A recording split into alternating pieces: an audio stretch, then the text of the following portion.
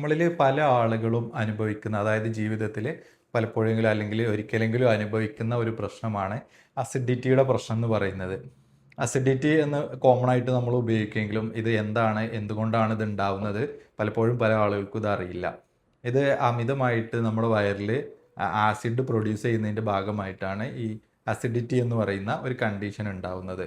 നമ്മുടെ ദഹനത്തിൻ്റെ ഭാഗമായിട്ട് ആസിഡ് അഥവാ ഹൈഡ്രോക്ലോറിക് ആസിഡ് ആണ് സാധാരണയായിട്ട് നമ്മുടെ ഭക്ഷണം ദഹിപ്പിക്കാൻ വേണ്ടി ശരീരത്തിൻ്റെ ഒരു മെക്കാനിസമാണ് വയറിൽ ആസിഡ് ഉണ്ടാവുക എന്നുള്ളത്. ഇതന്നെ അമിതമായിട്ട് പ്രൊഡ്യൂസ് ചെയ്യുന്നതിന് അല്ലെങ്കിൽ അളവിൽ കൂടുതൽ ഇത് ഉണ്ടാവുന്നതിനെയാണ് നമ്മൾ അസിഡിറ്റി എന്ന് പറയുന്നത്. ഇനി ആസിഡ് പ്രൊഡക്ഷൻ പലപ്പോഴും കുറവായി പോയാലും നമുക്ക് പല ബുദ്ധിമുട്ടുകളും പല ലക്ഷണങ്ങളും ശരീരത്തിൽ കാണിക്കാറുണ്ട്. അമിതമായിട്ട് ആസിഡ് പ്രൊഡ്യൂസ് ചെയ്യുന്നതിൻ്റെ ലക്ഷണമായിട്ട് നമുക്ക് സാധാരണ കണ്ടുവരുന്ന അതാണ് നെഞ്ചെരിച്ചിൽ എന്ന് പറയുന്നത്. അതുപോലെ തന്നെ പുളിച്ച് തികട്ടൽ, അതുപോലെ വയറിന് എരിച്ചിൽ, വയറിന് കാളിച്ച എന്നൊക്കെ പറയും ചില ആളുകൾ.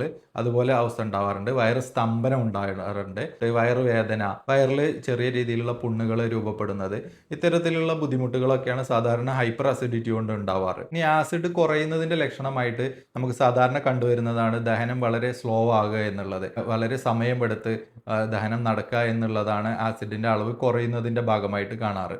അതുപോലെ തന്നെ ഇടയ്ക്കിടയ്ക്ക് നമുക്ക് ഇൻഫെക്ഷൻ വരുന്നത്, വയറിനൊക്കെ ഇൻഫെക്ഷൻ വരുന്നതൊക്കെ ഈ ഒരു ആസിഡ് കുറയുന്നതിന്റെ ഭാഗമായിട്ടും കാണപ്പെടാറുണ്ട്. അസിഡിറ്റിയുടെ പ്രധാനപ്പെട്ട കാരണങ്ങൾ വരുന്നതാണ് എച്ച് പൈലോറി ഇൻഫെക്ഷൻ എന്ന് പറയുന്നത്.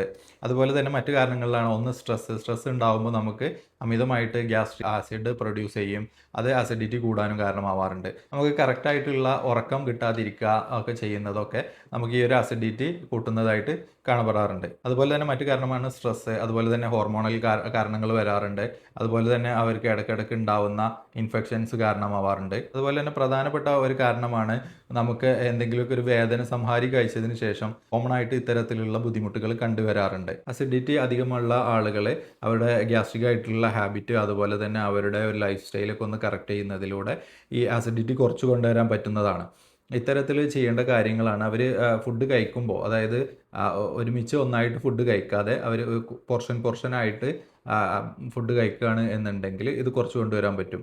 അതുപോലെ തന്നെ അവരുടെ സ്ട്രെസ്സ് മാനേജ് ചെയ്യുക. സ്ട്രെസ് ഉള്ള കാര്യങ്ങൾ അവർ മറ്റു കാര്യങ്ങളിലേക്കൊക്കെ ശ്രദ്ധിച്ച് അവരുടെ മൈൻഡ് ഫ്രീ ആക്കി അവർ ടെൻഷനും കാര്യമൊക്കെ ഒന്ന് കുറക്കുന്നത് വഴിയും അവർക്ക് ഇത്തരത്തിലുള്ള ബുദ്ധിമുട്ടുകൾ കുറച്ച് കൊണ്ടുവരാൻ പറ്റും. ഭക്ഷണം കഴിച്ച ഉടനെ പോയി കിടക്കുന്നതോ അല്ലെങ്കിൽ ഉറങ്ങുന്നതോ ഒക്കെ മാറ്റിയിട്ട് ഉറങ്ങുന്നതിൻ്റെ 2-3 മണിക്കൂറൊക്കെ മുന്നേ അവർ ഭക്ഷണം കഴിക്കുകയാണ് എന്നുണ്ടെങ്കിലും ഈ ഇത്തരത്തിലുള്ള ബുദ്ധിമുട്ടൊക്കെ അവർക്ക് കുറച്ച് കൊണ്ടുവരാൻ പറ്റും. അതുപോലെ തന്നെ സ്റ്റിമുലൻ്റായ കോഫി, ചായ, അതുപോലെ തന്നെ ആൽക്കഹോൾ, സ്മോക്കിംഗ് ഇത്തരത്തിലുള്ള ശീലങ്ങളൊക്കെ മാറ്റിയെടുക്കുന്നതിലൂടെ തന്നെ അവരുടെ ഈ ഒരു വയറിൻ്റെ ബുദ്ധിമുട്ട് കുറച്ച് കൊണ്ടുവരാൻ പറ്റും. അതുപോലെ തന്നെ അവർക്ക് ഭക്ഷണത്തിൽ ശ്രദ്ധിക്കേണ്ട കാര്യങ്ങൾ അമിതമായിട്ട് സ്പൈസി ആയിട്ടുള്ളത് അല്ലെങ്കിൽ അമിതമായിട്ട് പുളിയുള്ളത് ഇത്തരത്തിലുള്ള ഭക്ഷണങ്ങളൊക്കെ കുറയ്ക്കുകയും അതുപോലെ തന്നെ പ്രോബയോട്ടിക് ആയിട്ടുള്ള ഭക്ഷണങ്ങൾ, പ്രീബയോട്ടിക് ആയിട്ടുള്ള ഭക്ഷണങ്ങളൊക്കെ അവരുടെ ഭക്ഷണത്തിൽ ഉൾപ്പെടുത്തുകയും ചെയ്യുക.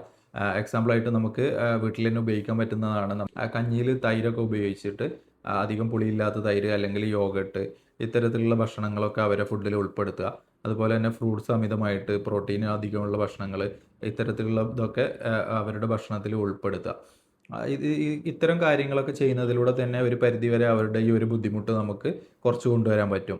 ഇനി ഇതൊക്കെ ചെയ്തിട്ടും അവർക്ക് ബുദ്ധിമുട്ടുണ്ട് എന്നുണ്ടെങ്കിൽ നമ്മളതിന് പ്രോപ്പറായിട്ടുള്ള ഒരു ട്രീറ്റ്മെൻറ്റ് എടുക്കേണ്ടതാണ്.